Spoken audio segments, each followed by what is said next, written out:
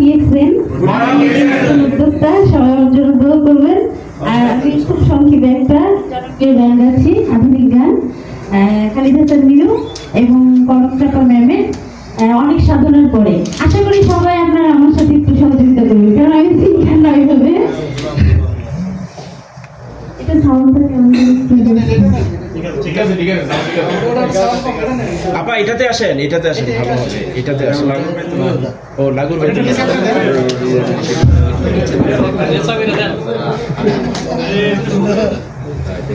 hello hello, অনেক সাধনার